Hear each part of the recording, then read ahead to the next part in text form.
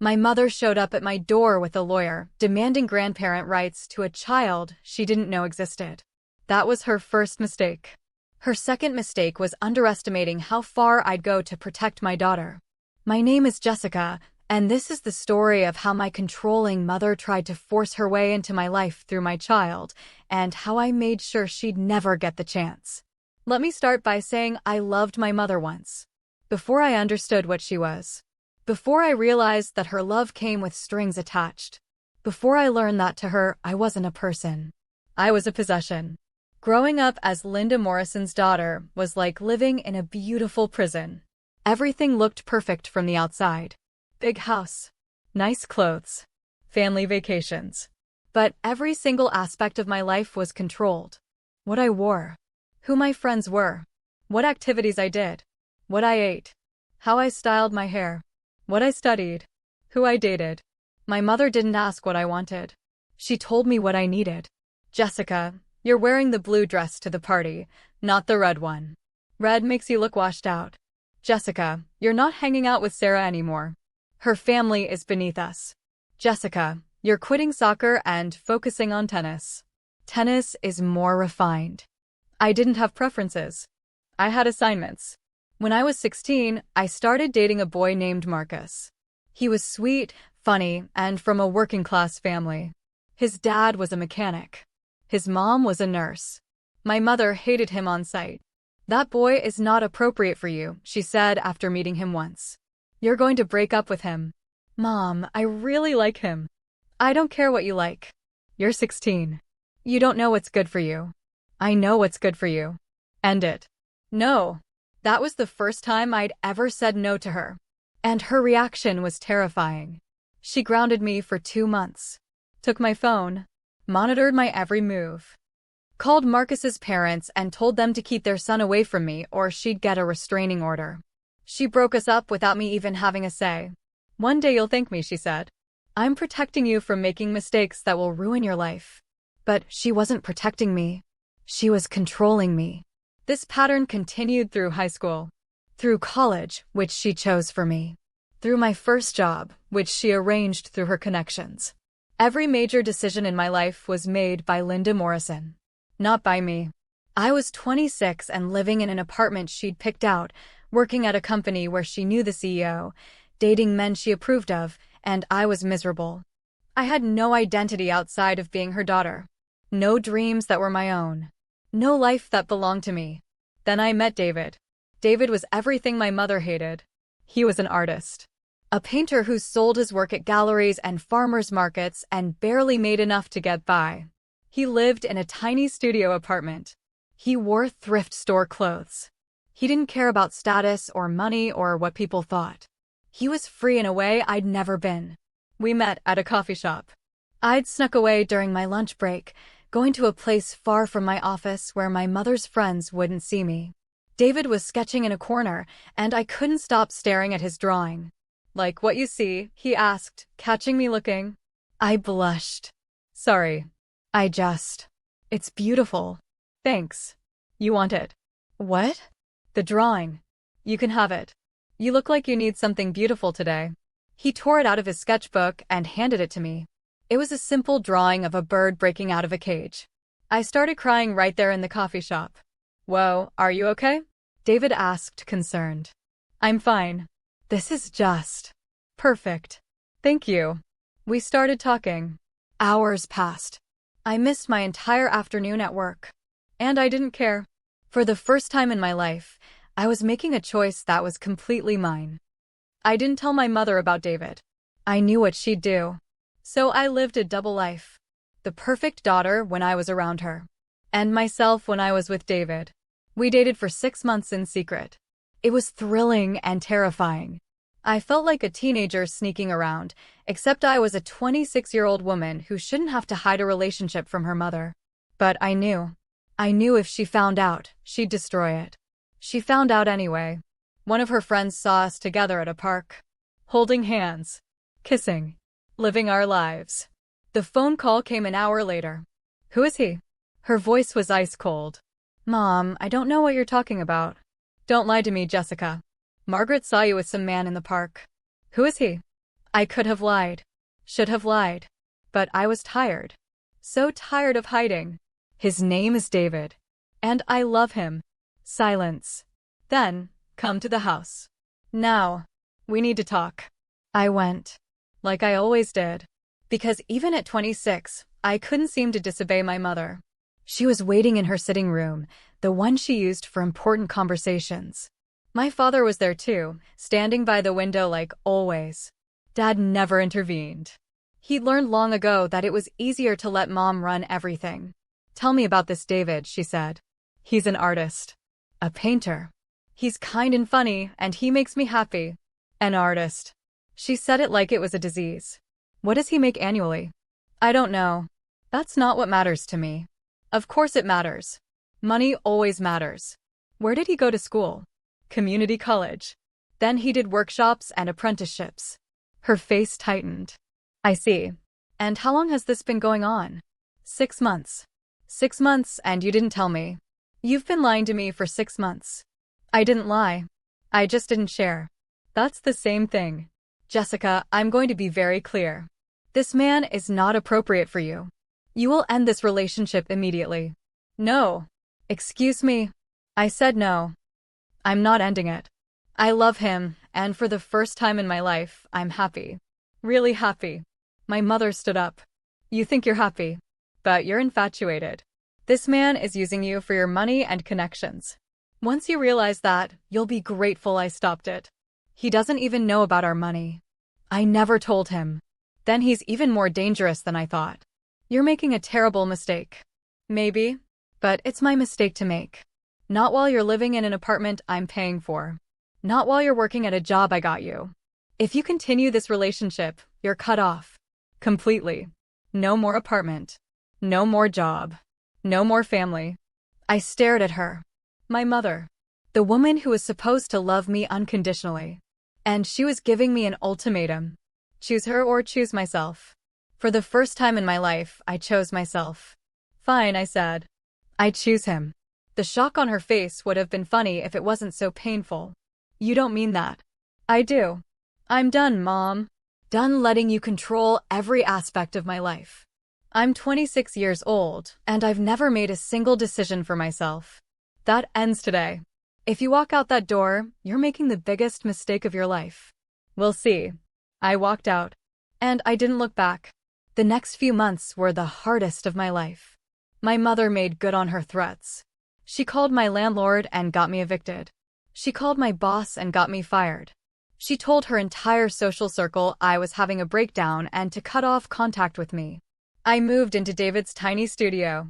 We slept on a futon and ate ramen most nights. I got a job waiting tables. It was humiliating going from a cushy office job to serving drinks to people who might have been my mother's friends. But I was free. David proposed after a year. No ring, just a simple question. Will you marry me? Yes. We got married at City Hall with 2 witnesses we pulled off the street. No reception. No guests. No family. My mother sent one text. You'll regret this. I blocked her number. We built a life together. A small life, but it was ours. David's art started selling better. I got a job at a nonprofit that I actually cared about. We moved to a better apartment. Got a cat. And then I got pregnant. I found out on a Tuesday morning. 2 pink lines on a test I'd taken on a whim. I stared at it for 10 minutes, just processing. I was going to be a mother. And immediately, I was terrified. Because I had no idea how to be a mother. The only model I had was my own mother, and I knew I didn't want to be like her. But I also felt something else. Hope. This baby would grow up differently. She'd have choices. Freedom. A mother who loved her without conditions. I told David that night. He cried. Happy tears. We were broke and unprepared and had no idea what we were doing, but we were doing it together. I didn't tell my mother. Didn't even consider it. She'd been out of my life for 2 years by then. I'd grieved the relationship and moved on. Or so I thought. My daughter, Emma, was born on a snowy January morning. 7 pounds, 3 ounces of perfect. I held her and felt love I didn't know existed. Hi, baby girl, I whispered. I'm your mom. And I promise you, I will never make you feel like you have to earn my love. You have it. Always. No matter what. We brought Emma home to our small apartment. Those first few months were exhausting and beautiful and chaotic. But we figured it out. Emma was 6 months old when my mother found out. I still don't know how she discovered I had a baby. Maybe she'd been keeping tabs on me through mutual acquaintances. Maybe she'd hired someone to watch me. Maybe it was just dumb luck. But one Saturday morning, there was a knock on our door. I opened it, Emma on my hip, and there she was. My mother. Looking exactly the same as the last time I'd seen her. Perfectly styled hair. Designer clothes. That expression of controlled disapproval. Hello, Jessica. My blood ran cold. What are you doing here? Is that any way to greet your mother? She looked at Emma, and her expression softened slightly. This must be my granddaughter. No, she's my daughter. You're not her grandmother. Biology says otherwise. Biology doesn't make you family. Love does. And you don't love anyone but yourself. Her face hardened. I've come to meet my grandchild and discuss how we move forward. There is no moving forward. You need to leave. Jessica, I'm not here to fight. I'm here to offer support. I know being a new mother is difficult. I want to help. Help? You threatened to ruin my life if I didn't break up with David. You got me fired and evicted. You haven't spoken to me in over 2 years. And now you want to help. I was angry. I said things I didn't mean. But that's in the past. I'm ready to move forward if you are. I'm not. Leave. Jessica, be reasonable. This baby is my grandchild. I have rights. Those words. I have rights. Not, I want to know her, or I miss you. Rights. Get out. Now. Or I'm calling the police. My mother's expression turned cold. You're making a mistake. I won't be shut out of my granddaughter's life. Watch me. She left, but her words hung in the air like a threat. David came home from the grocery store and found me shaking. What happened? I told him. He immediately said we should get a restraining order. But I didn't think it was necessary. My mother was all threats. She wouldn't actually do anything. I was wrong. 2 weeks later, a process server showed up at our door. My mother was suing for grandparent visitation rights. I stared at the papers, unable to process what I was reading. She was actually taking me to court, claiming that denying her access to Emma was harmful to the child, that she had a right to a relationship with her granddaughter. Can she do this? David asked our lawyer, a kind woman named Patricia who we'd found through legal aid. Unfortunately, yes, Patricia said. Grandparent rights laws vary by state, but in this state, grandparents can petition for visitation if they can prove it's in the child's best interest. But she's never even met Emma. How can it be in her best interest to have a stranger in her life? That's what we'll argue. But I want you to know, these cases can go either way. Judges sometimes side with grandparents, especially if they present well in court. Present well. Your mother is wealthy, well-connected, and knows how to make a good impression. She'll come to court looking like the perfect grandmother who's being unfairly denied access to her grandchild. I felt sick. So she could win? It's possible. We need to build a strong case for why contact with her would be harmful. Over the next few weeks, I documented everything. Every controlling thing my mother had done. Every threat. Every manipulation. I contacted old friends and asked them to write statements about her behavior. I gathered evidence. But I also had something better. Something my mother didn't know about. Security cameras. David had installed them when Emma was born, just to make us feel safer. They covered our front door and living room. And they'd recorded everything from the day my mother showed up. Including the conversation we had. Including her saying, I have rights and I won't be shut out. But more importantly, they'd recorded what happened after. After I refused to let her meet Emma, my mother didn't just leave. She stood outside our building for 3 hours, watching our windows, taking photos of our apartment, writing down license plates of our neighbors' cars. Then she came back. 3 more times over the next week. Always watching. Always lurking. We had footage of her following me to the grocery store, standing outside Emma's pediatrician's office, sitting in her car across from the park where I took Emma for walks. She was stalking us. And she'd been stupid enough to do it in full view of our security cameras. I showed Patricia the footage. "This is perfect," she said. "This shows obsessive behavior. This shows she's not acting in the child's best interest, but her own. This is exactly what we need." The court date arrived. I was terrified. But I walked into that courtroom with David beside me and a folder full of evidence under my arm. My mother was already there, dressed impeccably. She had 2 lawyers with her. Expensive lawyers in expensive suits. The judge was an older woman with kind eyes. She listened as my mother's lawyer painted a picture of a devoted grandmother being cruelly denied access to her only grandchild by a vindictive daughter. "My client simply wants to be part of her granddaughter's life," the lawyer said. "She's willing to start with supervised visitation. She's not asking for custody or to interfere with the parents' decisions. She just wants a relationship." Then it was our turn. Patricia stood up. "Your Honor, this case is not about a loving grandmother seeking connection. This is about a controlling woman attempting to insert herself into a life where she has no place." She presented the evidence. The history of control. The ultimatums. The threats. The job loss and eviction my mother had orchestrated. Ms. Morrison cut off her daughter completely when she made a choice she didn't approve of. For 2 years, she had no contact. No birthday wishes. No checking in. Nothing. Until she found out about the baby. "That's because I didn't know where Jessica was," my mother interrupted. "You didn't look," I said quietly. "You knew where I worked. You knew my phone number. You chose not to contact me because I didn't do what you wanted." The judge held up her hand. "Let's keep order." "Continue, counsel." Patricia played the security footage. All of it. My mother showing up unannounced. Her threat about rights. And then the stalking. The footage of her sitting in her car, watching our building for hours. Following me. Taking photos. My mother's face went pale.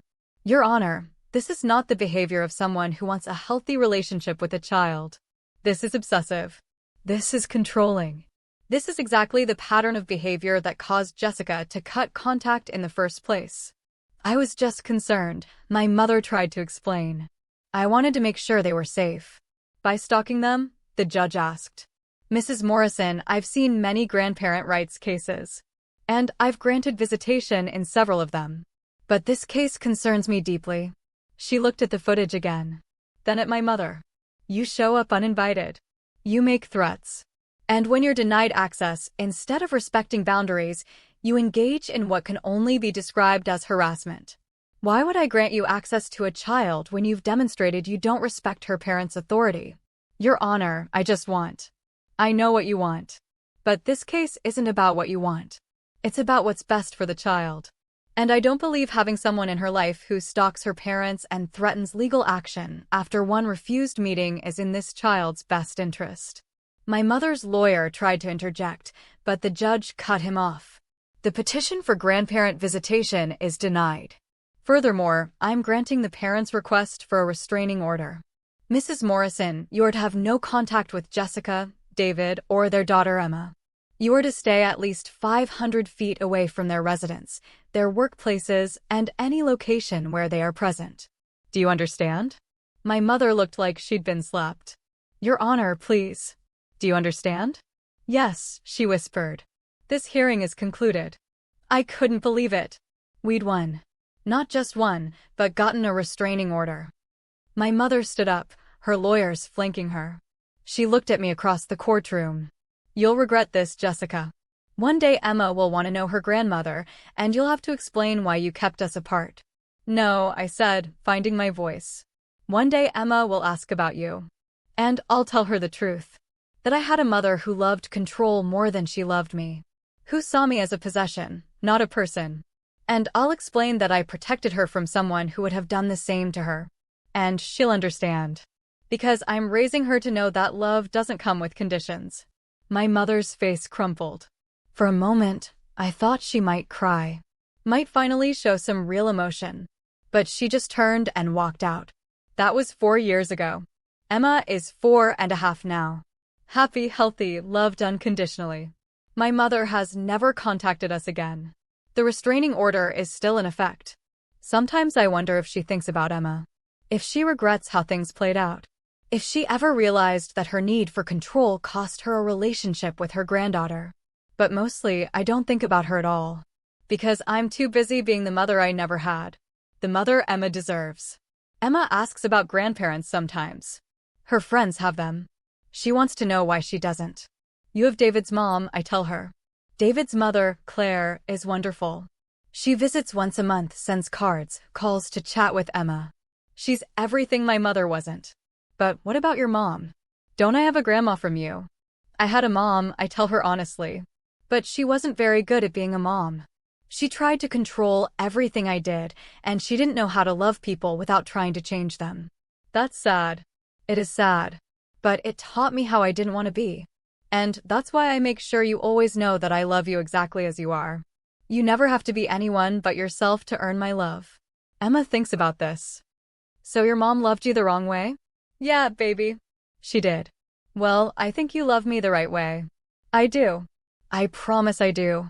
People have asked me if I feel guilty for keeping Emma from her grandmother.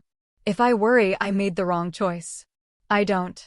Because protecting your child from toxic people isn't cruel. It's necessary. My mother showed me who she was over and over again throughout my life. She was controlling, manipulative, and unable to love without conditions. She proved it again when she tried to force her way into Emma's life through legal action instead of genuine connection. And the security footage sealed the deal. It showed her true nature. Obsessive. Invasive. Unable to accept boundaries. That's not someone I want in my daughter's life. Emma will never know what it's like to feel like she has to earn love. She'll never feel like she's a possession instead of a person. She'll never be told who she has to be to make me happy. She'll just be loved. For exactly who she is. That's the gift I can give her. The gift I never got. Breaking the cycle of generational trauma isn't easy.